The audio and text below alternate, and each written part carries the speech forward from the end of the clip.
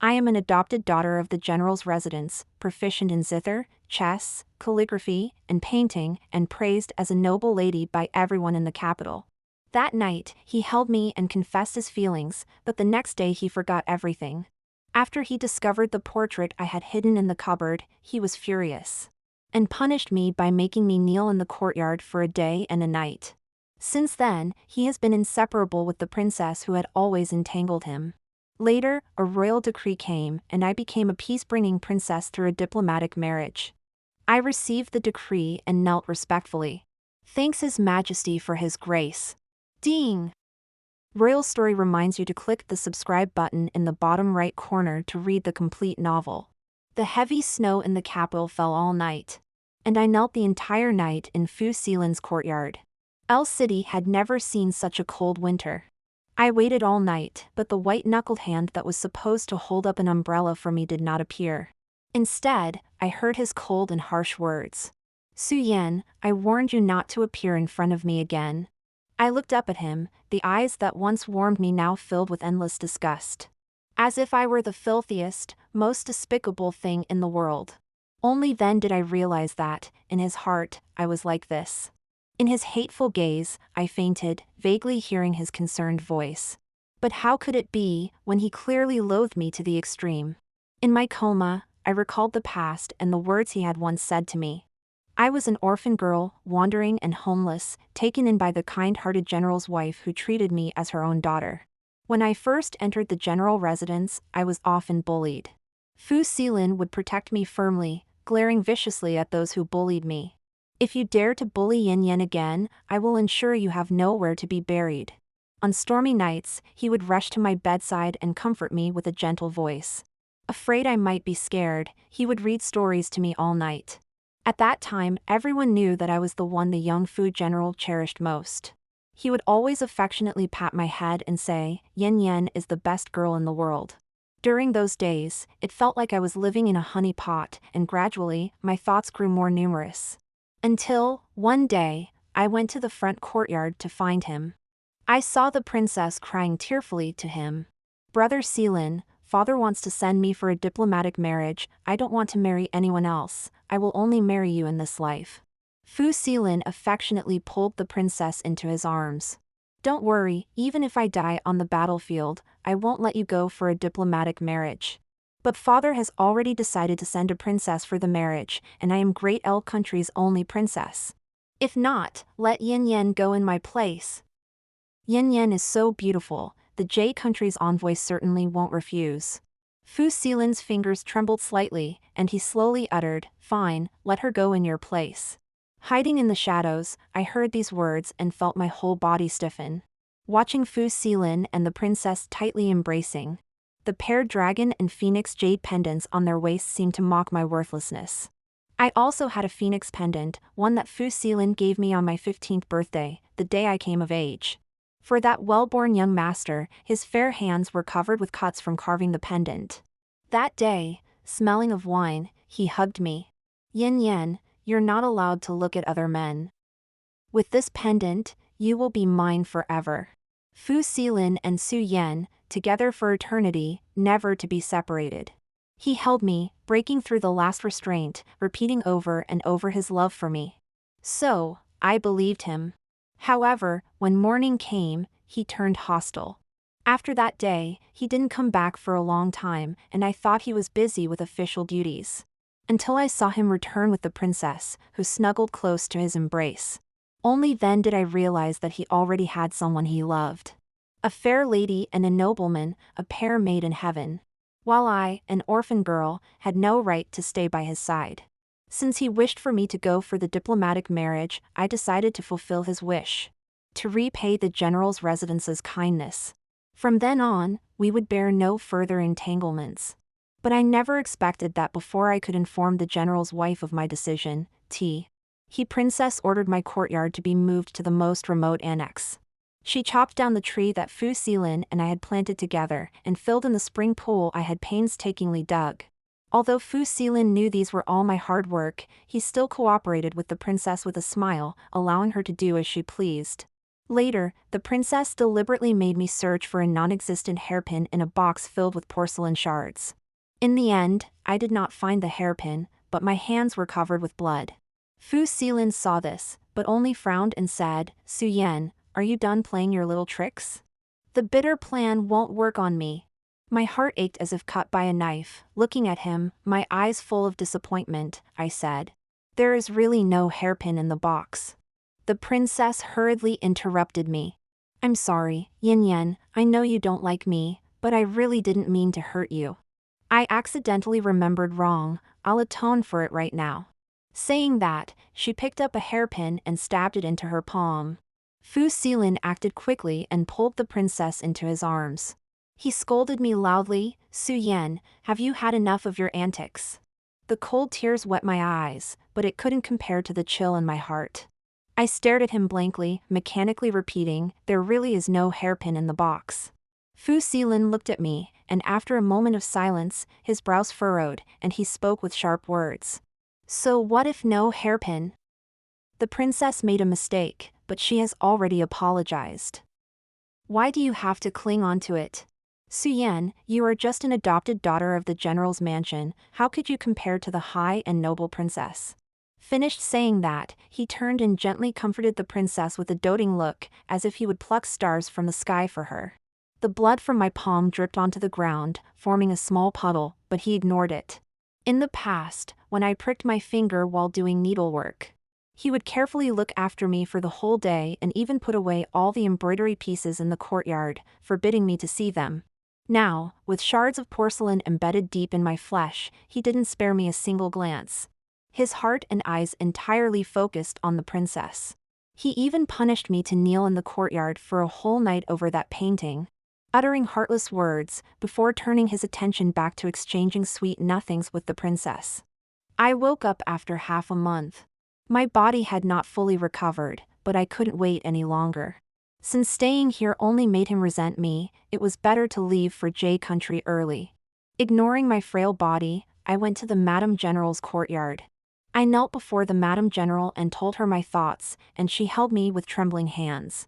The Madame gently caressed my injured hand, crying uncontrollably, "Stupid child, J country is cold and bitter. What will you do if you go there?" With trembling hands, I wiped away the tears from her eyes. "Madam, the general is old and can no longer go to war. The border people cannot bear the suffering of war. Because I had suffered before, I didn't want others to suffer the same. The years in the general's mansion were already stolen moments. I didn't dare to ask for more." The Madame General held me, crying uncontrollably, "Child, is it worth it for Xilin?" It was worth it, just to bid farewell to those dreamlike tender moments. A few days later, the emperor issued an edict conferring me as a princess, soon to go to J country for a marriage alliance. A few days later, the emissaries from J country arrived in the capital, and the palace hosted a banquet in their honor. I was ordered to attend the banquet as a princess. At the banquet, the J country emissary presented a painting of solitary smoke in the desert. The solitary smoke outside the Great Wall, the long river sunset. It was the place where Fu Xilin and I had once planned to go together. I couldn't help but recall that day. Back then, while eating pastries, I coyly told him, "Xilin, when the war is over, let's leave the capital and see other places." Fu Xilin wiped the crumbs from the corners of my mouth, smiling indulgently. "All right, I'll accompany Yin Yan, travel the world, living the carefree life of a chivalrous couple." I never thought that this wish would one day come true. But Fu Xilin could never accompany me to the desert. The emperor publicly announced once again that I would go to J country for the marriage alliance. I saw the unease in the princess's eyes disappear visibly as the edict was read. At the same time, the emperor also granted a marriage between Fu Xilin and the princess. With the announcement, the princess's eyes were filled with smug satisfaction. When the banquet ended, she pulled Fu Xilin to me with a provocative face. "I heard that people from J country are rude and uncultured, quite a good match for you. Consider yourself sensible for stepping forward, otherwise." Before the princess could finish, a pale-faced Fu Xilin suddenly stepped forward and grabbed me. "Yin Yan, you can't go for the marriage alliance." I looked up, my eyes filled with mocking contempt. Wasn't it him who agreed to let me replace the princess and go for the marriage alliance? Now that I was following what he said, why was he unhappy? The princess's smile froze upon hearing Fu Xilin's words. Brother Xilin, this is Father Emperor's order, there is no room for negotiation. Moreover, Brother Xilin, do you want me to request to go for the marriage alliance myself? The princess turned to Fu Xilin, still putting on her pitiful pretense. She was good at pretending, but only Fu Xilin couldn't see through it. Though I didn't know what had gotten into Fu Xilin today, it didn't matter much as I was about to leave soon. Not wanting to hear their conversation any longer, I turned and left the palace. The emperor bestowed a princess mansion outside the palace for me. And the Madam General had already brought the servants to prepare for my departure. The day before my departure, the sky seemed to have a huge tear, with torrential rain, lightning, and thunder. I clutched the book Fu Xilin used to read to me tightly, drenched in cold sweat, as if I had just been pulled out of water. The window lattice was left ajar, and Fu Xilin, drenched in rain, flipped in through the window. He stepped forward and held me tightly. Yen Yen, don't be afraid. I'm here. Seeing his face, I couldn't help but soften, but I pushed him away with all my strength, saying coldly, General Fu, you are overstepping. Fu Xilin was stunned by my words. He had completely forgotten that when the painting was discovered, he was just as cold. Back then, I knelt on the ground, begging Fu Xilin to forgive me, reaching out to grab his sleeve, but he ruthlessly slapped me away. Su Yan, you have crossed the line. As the daughter of a general's mansion, how could you have such despicable thoughts? Shameless! Have you read all those books to the dogs? You honestly make me sick. Sick? Every vile word crashed into my brain like thunder, leaving me shaken and scorched from the inside out. And now, I'm merely returning his words to him. I took 2 steps back, my voice cold as the winter rain outside the window. Have a diplomatic marriage, isn't that what you wanted to see? He was stunned, unable to utter a word for a long time. I picked up a scroll from the shelf and threw it at him, shouting hysterically. Isn't this exactly what you wanted, me to replace the princess in marriage to fulfill your literary romantic ideals? Before I finished speaking, Fu Xilin suddenly looked panic-stricken. You heard everything that day. That was all fake, merely a strategy to stabilize the princess's power. Then tell me, what is real? Seeing my frantic reflection in the bronze mirror, I suddenly calmed down. Composing myself, I said, General Fu, breaking into the princess's mansion at night is against propriety. Do you want to doom the entire Fu family? Hearing these words, Fu Xilin collapsed to the ground, seemingly in surrender. After a moment, he finally stood up and left. It wasn't until his figure faded into the distance that I dared to let the tears I had been holding back fall freely. Muttering softly, why did we come to this point? The courtyard emitted rustling sounds that quieted down after a while. Outside the door, Fu Xilin's choked voice echoed. Yin Yen, I know you're most afraid of thunder. When it rained before, I was always there with you. Let me stay with you, please? Hearing no response from inside, he continued reading aloud to himself. The winter rain pattered against the door, blending with his gentle reading, like a distant, ethereal dream. I don't know how long he read or when he left. I only heard that the next day, the maids at the general's mansion said Fu Xilin had a high fever but still rushed urgently to the palace to see the emperor. When he returned from the palace, he was carried back, covered in blood. As Fu Xilin returned to the mansion half dead, the chief eunuch beside the emperor came to announce the imperial decree. A sharp voice pierced the eerie atmosphere of the general's mansion. 3 days hence is an auspicious day. The emperor commands both princesses to marry at the same time. Double happiness for the nation will ensure Great L country's peace. While I went on a diplomatic marriage to the J country, it was clear who the other princess would marry. Everything was being prepared intensively. I dismissed the servants and went to the general's mansion alone. I secretly glanced at his bright red wedding robe, imagining him wearing it. He would be exceptionally handsome and divine. Turning away in the darkness, I came quietly and left quietly. I burned that painting and all the books. From now on, I no longer need these things. I sat on my bed throughout the night until the bridal attendants came to dress me. The wedding procession set out from the Fu mansion, leaving the city grandly. The Grand Princess's wedding sedan also left the palace, heading towards the Fu mansion with a 10-mile bridal procession. I seldom had the chance to leave the capital and never thought I would one day never return. I closed my eyes, resting in the carriage, listening to the endless discussions about the marriage of the two princesses. Even the refugees and beggars on the outskirts of the capital received warm food. Hey, did you hear? The Grand Princess didn't even enter the Fu mansion's gates. I could hardly believe it. Of course, the whole city saw it. General Fu stood at the gate with a long spear, stopping anyone from entering directly. Why has such a joyous event turned into such a mess? Someone nearby retorted. In the end, she still entered. The old General Fu nearly broke the groom's leg, and only then did the princess enter the gate. Hearing this absurd and laughable story, I thought it impossible for the general's mansion, even with its strong military hold, to shame a royal princess like that. Thinking of Fu Xilin standing in the rain all night outside my door, was it because of me? I laughed at myself, truly exhausted. To Fu Xilin, I was just an adopted daughter of a general's mansion, a mere contingency. I stopped overthinking, closed my eyes to rest and recuperate. After traveling for over a month, we finally saw the capital of Jade country. The journey between the two countries was long, and the relentless traveling was exhausting. Entering the capital, the roadside was lined with citizens welcoming us. The people of Jade country were not as rugged as imagined. Instead, their customs were simple and honest. Seeing everything here miraculously calmed my uneasy heart. As I dismounted and crossed the fire pot, a sharp pain stung my legs. I painfully rubbed my knees. I had knelt in the heavy snow all night, leaving a lingering ailment in my knees. My betrothed, Prince Wei, saw this and swiftly picked me up in his arms. I gasped in surprise and instinctively wrapped my arms around his neck. The bridal attendant nearby hurried to stop. "Your Highness, this is against protocol." He laughed heartily and freely. "My princess must not be exhausted.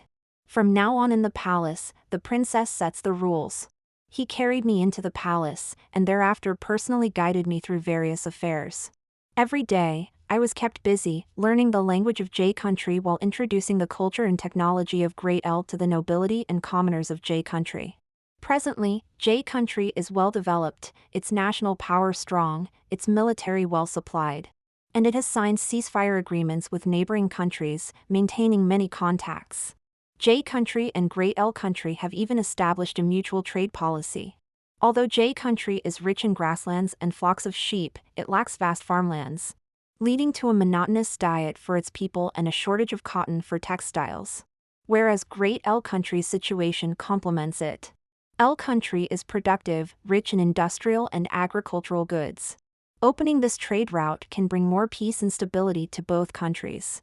A maid nearby excitedly said, "This is a good idea indeed." I heard it was proposed by a young general from Great L country, named Fu Xilin. Hearing this familiar name, my hand holding the scroll trembled. Fu Xilin. Deliberately buried memories surged uncontrollably in my mind. To the former me, no one could compare to a hair on Fu Xilin's head. He existed in every corner of my life, partaking in my every joy, anger, sorrow, and happiness. He indeed devoted everything to me, treating me like a delicate flower, holding me in the palm of his hand. At that time, I thought it was ordinary life and it would continue like that for the rest of my life. I never imagined one day I would become the princess of Jade country, separated by distance from Fu Xilin. Separated by the ends of the earth, separated by the love of home and country. I was stunned for a moment, then quickly cut off the memories and threw myself back into my duties. A teacup fell to the ground, splattering tea everywhere. A maid nearby just lazily glanced down without any action. Another maid scolded loudly, "How dare you? The teacup is broken and you don't hurry to clean it up? Do you think you can afford to offend the princess?" Reprimanded, she retorted rebelliously, speaking without thinking. "What kind of princess is she? Just a tool for marriage alliances." Before she finished speaking, I picked up the teacup on the table and smashed it on her head, causing an instant bloodshed. Whatever I am still a princess of Great L country, and a princess of Jade country. My voice turned cold, void of warmth. Or are you dissatisfied with the Emperor of Great L country? Dissatisfied with the King of J country? The maid trembled like a leaf, not daring to care about the wound on her forehead, kneeling to plead for mercy. Your Highness, spare me. I misspoke, please forgive me. I waved my hand, take her away, and if this happens again. The sentence was left half-finished but was enough to serve as a deterrent, a habit borrowed from Fu Xilin, who trained me well in his ways. With a self-mocking smile, I realized I still hadn't forgotten him, some habits had already seeped into my bones. I need to quickly familiarize myself with all the affairs, to secure my position in the J country. Staring at the trade documents in front of me, I wondered what Fu Xilin was doing at this moment. Probably enjoying a romantic evening with the princess, admiring beauty under the lanterns. I wondered if at some familiar, cozy moment, he would think of Lin Suyen, whom he spent every day with for the past 10 years. No matter the past, it was over and shouldn't be thought of anymore. Fortunately, I just haven't forgotten, I have moved on. Daily, I am entangled by trivial state affairs, besides the never-ending learning of the J country language. There are also matters of diplomacy between the two countries. However, Prince Wei daily stuffs me with delicacies and fun things he finds, appeasing my restless heart sternly. The thoughts of Fu Xilin become fewer and shorter, and the memory of him gradually collects dust. That day, an official asked me to go to the palace to receive the envoys from Great L country who opened the trade route. I was so busy that I didn't ask in detail and just followed to the palace. As the bead curtain lifted, the face that would never appear in my dreams again was right before me. Although dressed as an envoy, he was Fu Xilin, and no matter how he changed, I recognized him at a glance. After many days without seeing him, he still looked handsome and graceful like pine. But there was an undeniable exhaustion and weariness on his face. Reporting to the princess, this is Lord Fu who proposed the trade. And he will be responsible for the diplomatic affairs between the two countries. Lord Fu, this is our Princess Wei. Perhaps you two met in Great L country. I didn't miss the change in Fu Xilin's expression. At the mention of Princess Wei by the official, his face instantly turned pale. Fu Xilin clenched his fists tightly, staring at me without speaking. After a moment of standoff, he finally spoke, Yan Yan, it's been a long time. One call of Yan Yan pulled me back to the capital thousands of miles away. He not only traveled thousands of miles but also brought up our old intimate address. I was only briefly enchanted before regaining my clarity. Fu Xilin, being a general of Great L country and the proposer of the trade policy, had a reason to come. What's more, with our current identities, we can no longer address each other so intimately. With this thought, I responded with the demeanor of a princess, showing proper etiquette. Your lordship has traveled far, the journey must be exhausting. Let's discuss further after a few days of rest. Perhaps my smile was too aloof, and Fu Xilin's eyes darkened further, then he reluctantly walked up to me. Yan Yan, you call me Lord? Xilin, Fu Xilin, General Fu, all the emotions are hidden in the increasingly distant titles. Now calling him Xilin is neither appropriate in feelings nor reason. When he abandoned me and left, I used General Fu to clearly convey my feelings to him. My affections and love for him had already turned to ashes with that painting. Now the only connection between us is the communication between the two countries. The ritual officer was obviously taken aback by this situation, but seeing that the atmosphere was off, he still tried to ease the tension. You two truly know each other from old times. Then today. The ritual officer did not shift Fu Xilin's gaze, who was still staring directly at me. How have you been here? My smile was faint, and I didn't answer directly. J country has a simple and honest folk culture, it's a good place. Before I finished speaking, Fu Xilin took 2 steps closer to me. Are you really going to sever ties with me? Since I met you again, you've always shown an aloof smile. What about my feelings, my sincerity? He spoke fast and hastily, even somewhat incoherently, and his tone was laden with a choking sob. I had never seen Fu Xilin lose his composure like this. His sudden outburst stunned everyone, and they all looked at me with helpless expressions. I let everyone leave, and only Fu Xilin and I remained in the room. He seemed to have used up all his strength, collapsing dejectedly on the floor like a lifeless puppet. As proud as Fu Xilin was, he had never had such a moment of disgrace. He cried to the point of sobbing, his voice seemingly shattered. Yin Yan, I finally saw you, I truly regret it. This time, I truly felt his sorrow. I didn't respond, just quietly sat with him, just as he accompanied me back then. After a long time, he finally spoke hoarsely, I haven't married her. I was utterly shocked, what the refugees outside the city said was true. With tears in his eyes, he held my hand, muttering, Yin Yan, that day I kept thinking of you, remembering when you knelt in the yard, and your hand was cut by porcelain. At that time, I just wanted to comfort the princess, I never thought of letting you marry. Before you got married, I went to the palace to plead with His Majesty. Even took out the tiger tally that His Majesty always feared, but still couldn't stop things from happening. When I saw the wedding dress sent by the servants, I felt it was all just like a dream. Clearly, the person I always wanted to marry was you. But how did it end up like this? It shouldn't have been like this, not like this. He murmured in a low voice and suddenly, unwillingly, grabbed me as if a drowning man holding on to the last straw for life. Yin Yan, come with me. Let's escape to the ends of the earth, find a place where no one knows us and live well. I quietly withdrew the sleeve he was holding. Escape? Where to escape to? If we escaped, what about the Fu family? What about the people of L country? Do you know, I missed you to the point of madness? Do you know how I've lived these days without you? I slightly turned my head, controlling myself not to look at him, it's all in the past. He was almost hysterical, no, it's not past, it will never be over. I sought out all the famous scholars in the world, and finally thought of this solution. Opening the trade route is the only way I can see you often. This time, Seelin didn't hide his emotions at all. I could genuinely feel his despair and reluctance. Lord Fu, you are married, and I have become Princess Wei of J country. It is inappropriate to say such things again. Rest early tonight. The ritual officer will prepare a banquet for you tomorrow night to welcome you.